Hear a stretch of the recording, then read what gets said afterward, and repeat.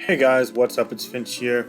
We have an OU tiering survey out for the month of February. For those of you that aren't familiar, every couple of months we put out a survey to the players of the SSOU metagame to see what they think of the tier, what should be banned, what should remain in the tier, what should we look into retesting, and anything else that is worth expressing concern over, because as a member of the council, personally, I believe that what the player base thinks is very important, and I think that no single group of players, be it a prestigious council or not, should be deciding a tier single-handedly. So personally, for the sake of transparency, getting the most opinions possible, and also just being able to hear from everyone. I personally read through thousands of these responses. We're already at 125 of them as I say this right now, and we've only had this out for about an hour, so gonna get a lot. Last time we had over 3,000 people respond. It was amazing, and I want to hear from a similar amount this time. I'll read through every single response I can, and not only are these responses going to help be reflected in my own personal opinion, but they're going to hold weight to the council, especially the ones for more qualified and experienced players that know the metagame in and out. We do have some filters and ladder questions to help sort that, but also just anyone. If you have a Smilegun account and access to this survey, you are able to respond, and we do want to hear from you. So even if you're hesitant, like, oh, I'm not too sure if I want to respond, give it a response. What's the worst thing that could happen? I personally would love to hear from you guys, and I know a lot of you guys have very interesting opinions and very informed opinions in the metagame, so it would mean a lot to me. But this video, we're going to go over the questions and my personal responses to all of these questions. So the first question is, what is your Smilegun username? This was a real thinker. I wasn't too sure. Ultimately, I decided that I was Finchinator, but if you ask me another day, that could change. But hey, for now, it's Finchinator. It's chill. But moving forward, getting to the actual questions about the tier itself. On a scale of 1 to 10, how much do you enjoy the current metagame? C, do you enjoy playing it? For me, it's a 7. I was between 7 and 8. I quite like playing the metagame. Admittedly, team building is a bit harder, and it's not always the most consistent tier, but I think that right now there's a good pace of play. We see a lot of hyper offense and bulky offense right now, as well as balance, not many stall teams, and I kind of like that, although I wouldn't mind a bit more balance, but it's chill. I think that there's a lot of great things going for all different types of play, and honestly, there are so many fun Pokemon. Personally, I'm really enjoying things like Life Orb Hydreigon, which is a bit more free with Spectra being gone. I also really loved messing around with different Cinderace and Heatran sets. I feel like Offensive Fire types are really great right now, and honestly, I could go on about dozens of different concepts in the metagame that I find really cool. But at the moment, I find it both playable and enjoyable, so I'm going to mark that as a 7. However, I went a bit lower as to how good do I find the metagame, as in how competitive it is. I put that as a 6, just a tad lower. I think that there are a couple of things that can get banned that would free things up even more, but I think we're in the right direction right now. I think we've made all of the right steps since DLC 2 got released, and personally, I believe that with 2 more bans, we're in a pretty damn good place.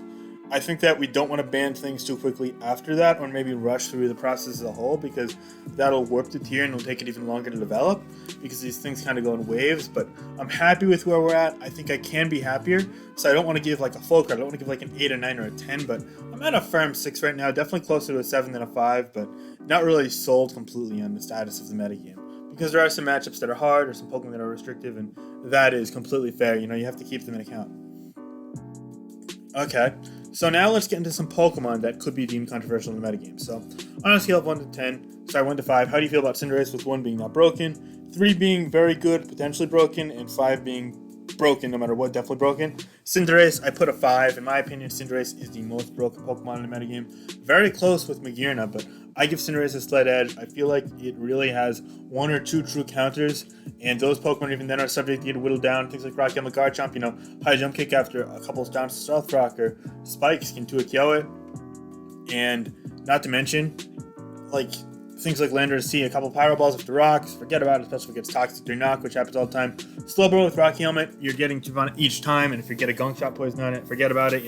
Tox Spike's great, but if you pair it with Future Sight or something to abuse it, and you turn and you knock off the helmet, forget about it, etc. It's a lot of things that are circumstantial, and yeah, 1v1 they can do the trick, or yeah, in a very brief sequence they can do the trick, but in the long haul it becomes very problematic, and this kind of stems from heavy duty boots enabling to be such a sufficient defensive presence in a sense, as it gets in repeatedly. Even if it's not defensive Pokemon, it's able to get in enough to where it basically is one, while also being such an offensive behemoth, an offensive menace, if you will, a restrictive force in the metagame. So all in all, I think Cinderace is the best offensive presence in the metagame and the most broken Pokemon in the metagame. Magearna is a very close second. While it has no one set that's really impossible to check and counter, with specs being very strong, but certainly not ban-worthy in its own, I think the sheer versatility of it, the fact that the overlap and counterplay is limited, yeah, there are things like special defensive feature end, Flying, Slugking, and Blissey that can do the trick for the most part, but even then there are a couple of variants that handle those, and I think the boosting sets make it so that specific hyper-offensive teams and specific offensive cores are arguably a bit too challenging to deal with. All in all, I feel as if in DLC 1, the spec set is what pushed it over, whereas in DLC 2, the sheer versatility of it and the fact that it warps the tier kind of and catering to it very specifically in team building is what pushes it over the top now. Am I 100% positive I view it as broken? No, I'm more 60-65% there.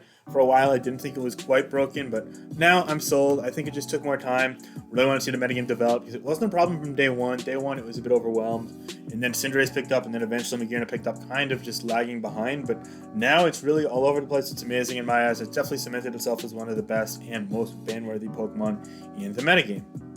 Next up, how do I feel about Toxapex? Now, I was a bit more ban-happy on the Toxic train in the DLC 1 metagame, but now there are so many things that abuse Toxapex. I couldn't see it getting banned from this metagame. I feel like a lot of the complaints about it are people that are more just generally unhappy about stall, but Toxapex isn't even used very often on stall teams right now, so I find that very misleading, especially considering how uncommon stall is in general. Toxapex is pretty much only used on balance nowadays, and yeah, knockoff Scald, Toxic Spikes, which was Regenerator and Recover and whatnot, hey, it can be helpful, but with the abundance of things revolving around, defeating it. Future Sight spam, with Slowbro and Slowking, which don't mind taking weak attacks and Toxic because they just regenerate off the health. Electro Ball Cinderace is trending. Things like ground types you see on every single team. Magma Storm Heatran traps it to hell and back. You see an uptick in Heal Bell and Trick Clefable right now, which can basically negate any and all progress Toxapex makes in the short haul and long haul, which is really frustrating. Spike's Ferrothorn, especially when paired with Heal Bell Clefable in general, can just completely make Toxapex a liability in those games. In addition to that, we're also seeing things that can just sit on it. Roost, for example, Roost Tornadus Therian and Sub Nasty Plot. Roost Tapu Koko and Sub Nasty Plot Tornadus Therian, for example, with the former being much more common than the latter, but the latter still being great. Or even Nasty Plot Tornadus G in general, if you're able to hit just a single Hurricane and you get a knockoff on it, it's a real big problem because you expect your Toxapex to check or counter it, but it can't. And you go down the line, and the fact of the matter is that almost all common metagame trends actually have been taking advantage of Toxapex. In the early days of DLC 2, we saw things like Buzzwole pop up a lot, the occasional Scizor, etc. But now it's kind of the opposite. We're seeing more Heatran, Future Sight Cores, Roost Tapu Koko, Taunt Spam, Spikes, Heal Bell, a lot of things that kind of capitalize on the common facets of the metagame, like status spam and regenerator heavy teams.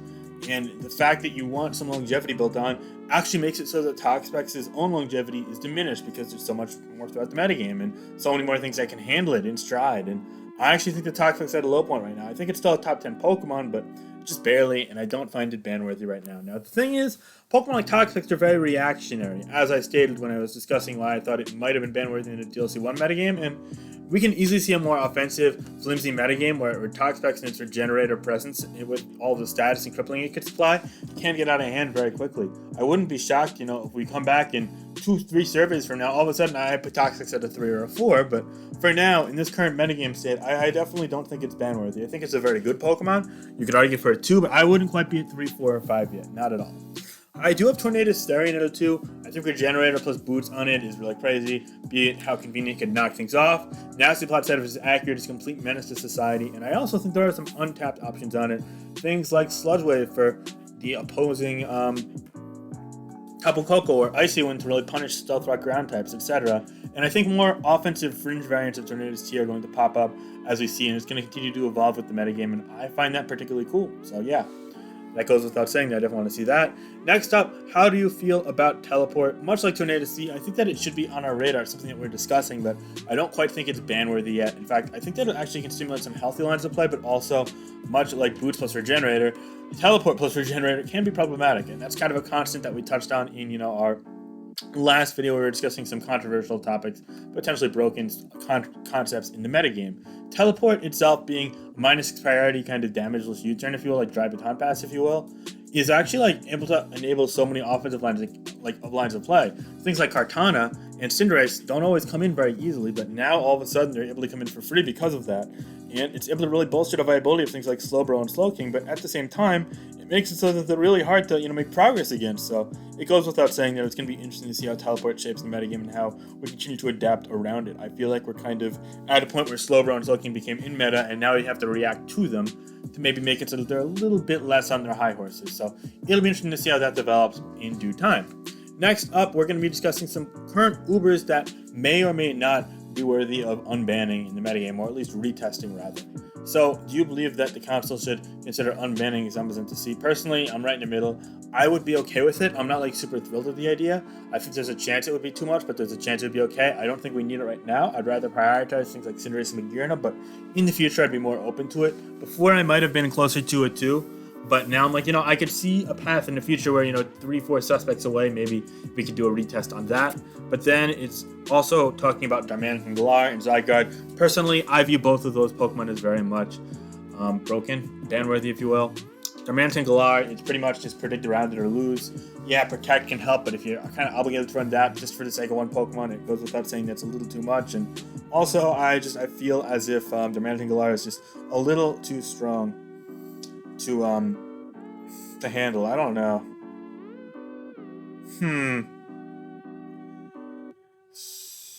It's hard because, I understand that Joey feels a certain way about it and he has some valid points, but at the end of the day, U-turn, just from a Scarf set, it does so much with something like Slowbro or Slowking, and not to mention, Ice and Crash to anything that's neutral, forget about it. Earthquake into Pax or Tran, gone. Flare Blitz into Corviknight, gone. It's way too strong to be balanced in the metagame, I feel, and oh boy. Yeah, Zygarde, I feel like it could be problematic for Samurai says before. Yeah, we're seeing more Tangrowth, and yeah, we're kind of in a bit more of a balance point, but it's still too polarizing in my eyes. So I definitely wouldn't free Zygarde right now. I don't know if I'd free it in the future either, honestly. It's just kind of a cancerous presence to begin with, so not huge on Zygarde. I don't think I would free it. I think that's going to be pretty unanimous, so yeah. Anyway, are there any other things I want to add? No. Sandvale, I guess, could be looked into, but it's kind of whatever at this point. And yeah, I qualified. I played in the Smogon Snake Draft and the Circuit Playoffs, so yeah. Not currently top 150 on ladder. My laddering alt's actually in the 200 or 300, so maybe I'll get that up there in the future. But yeah, so those are my responses to the survey. We're already at 140 responses, roughly 137, so yeah. These are just my personal thoughts. Be sure to let me know yours down below and respond to the survey, guys. Please do so. We'd love to hear from you. But thank you so much for watching this video. We got another OU cheering survey here, and I definitely want to hear your thoughts. But yeah, be sure to like, comment, subscribe if you enjoyed the video. Check out all my other videos, and just have a great day. Okay, bye guys. Later.